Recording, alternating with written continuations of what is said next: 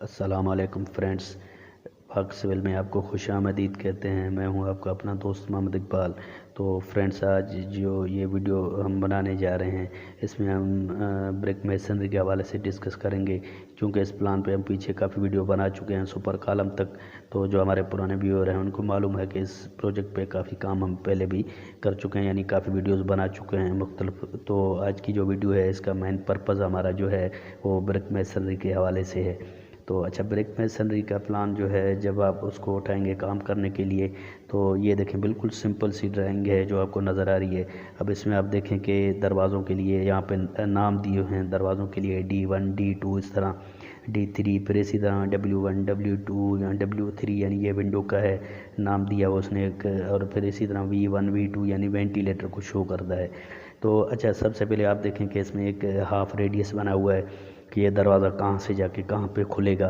तो एक तो ये चीज़ हमें सबसे पहले देखना होता है। जब आप डोर शटर खड़े करेंगे तो आपको ये मालूम होना चाहिए कि ये दरवाज़ा हमारा कहाँ पे आके लॉक होगा और किस साइड पे ये हैंग होगा। तो सबसे पहले तो ये चीज़ है। अब ये तकरीबन दरवाज़े आप देखें जहाँ पे जाके ये मतलब अगर दरवाज़ा अंदर की तरफ ये सारे खुल रहे हैं, तो अंदर की तरफ तो एक तो खुल रहे हैं, फिर जाके वाल की साइड पे ये रुकेंगे। यानी जब ये हम दरवाज़े को जब खोलेंगे तो ये कमरे का एरिया हमारा ख़राब नहीं होगा। एक तो चीज़ ये हो गया। अच्छा, दूसरा ये है कि जब भी आप ब्रिक मेसनरी पे काम करेंगे तो एक शेड्यूल हमें दिया हुआ होता है विंडो के लिए, मतलब उसमें एक वेंटिलेटरों के लिए और डोर के लिए। अब उसमें शेड्यूल ऑफ विंडो होता है, शेड्यूल ऑफ डोर होता है, शेड्यूल ऑफ वेंटिलेटर होता है। तो सबसे पहले ये आपको उठाना है कि जी इसमें देखेंगे हम कि दरवाजे हमारे किस साइज़ के हैं, और फिर जो है विंडो किस साइज़ का है, वेंटिलेटर किस साइज़ का है, फिर इसकी ये कहाँ पे जाके रुकेंगे। तो ये चीज़ें होती हैं। तो अभी आगे वाले स्लाइड में मैं आपको इसका शेड्यूल दिखाता हूँ। अच्छा जी, अब ये आगे आप देखें उसका शेड्यूल जो है, जिसका मैं आपसे ज़िक्र कर रहा था कि विंडो वेंटिलेटर और वेंटिलेटर की। अब आप इसमें देखें, एक चीज़ है मार्क, दूसरा है साइज़, तीसरा है टाइप। यानी मार्क में आपको बताएगा कि जी आपका ये क्या चीज़ है। जैसे D1 है, D3 है, यानी डोर 1 डोर 3। अब ये हम फिर आगे D1 का साइज़ दिया हुआ है 3/7। फिर आगे टाइप दिखाया हुआ है वुडन का। तो ये अब हम जब ड्राइंग उठाएंगे वहाँ जाके देखेंगे D1 जितने भी होंगे वो यानी 3/7 की होंगी। इसी तरह D3 2.5 फीट 7 फीट की वुडन की, वो जहाँ जहाँ पे प्लान में लिखा होगा मेसनरी वाले में, तो वहाँ हमें पता चलेगा कि ये 2.5x7 की हैं। इसी तरह W1 यानी विंडो 1 फिर 6 फीट फिर by 4 feet 6 feet by 4 feet aluminium की हैं। फिर W2 है 4x4 की है, ये भी अलमोनियम की है। फिर जो है वेंटिलेटर है वो 2x2 की है।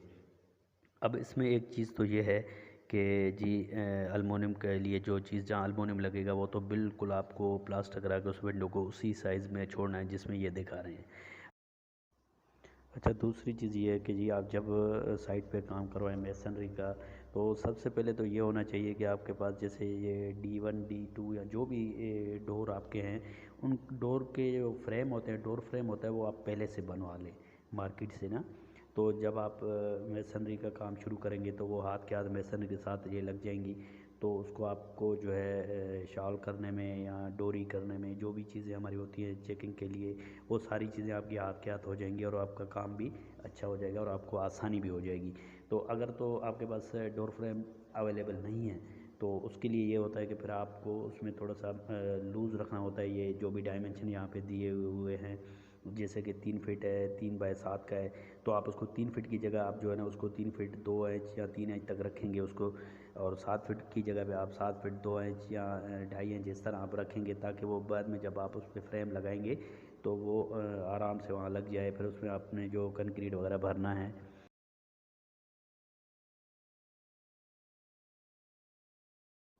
तो वो कंक्रीट वगैरह भी इसमें भर जाएगा। अच्छा, दूसरी चीज़ ये है कि आप जब ये काम शुरू करेंगे उससे पहले एक तो ये आपको ये पूरा शेड्यूल देखना है।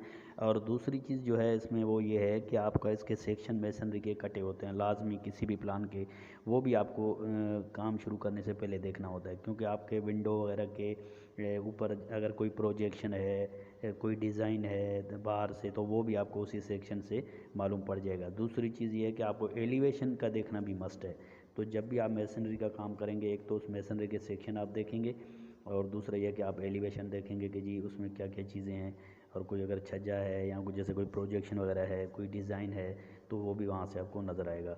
तो होप यहाँ तक आपका कॉन्सेप्ट क्लियर हो गया होगा। तो अभी मैं आपको इसके आगे एक स्लाइड दिखाऊंगा जिसमें आपको सेक्शन में आपको पता चलेगा कि जी विंडो के ऊपर लेंटल कितने का है हमारा, वो भी आ। अच्छा जी, अब इस सेक्शन में आप देखें कि सबसे पहले तो वो दिखा रहा है कि जी आपका ये छत जो है वो 12.5 पे है।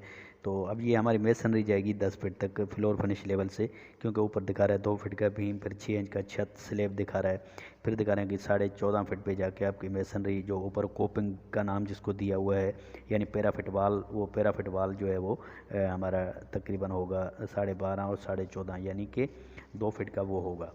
तो एक तो ये चीज़ हो गया। अब इस साइड पे आप देखेंगे 3 फीट पे जो है वो दिखा रहा है कि विंडो का बॉटम दिखा रहा है, फिर 4 फीट पे उसकी हाइट है विंडो की, फिर इसके ऊपर 6 इंच का लेंटल दिखा रहा है, फिर इसके ऊपर 2.5 फीट की मेसनरी हमारी होगी, फिर उसके बाद दिखा रहा है साइड पे 2 फीट की जो है वो आपका प्लंथ अपना रूफ बीम है, फिर इसके ऊपर 6 इंच का छत है, फिर वही 2 फीट का हमारा पैराफिट वाल आ गया, फिर उसके ऊपर जो है 2.5 इंच की कोपिंग आ गई।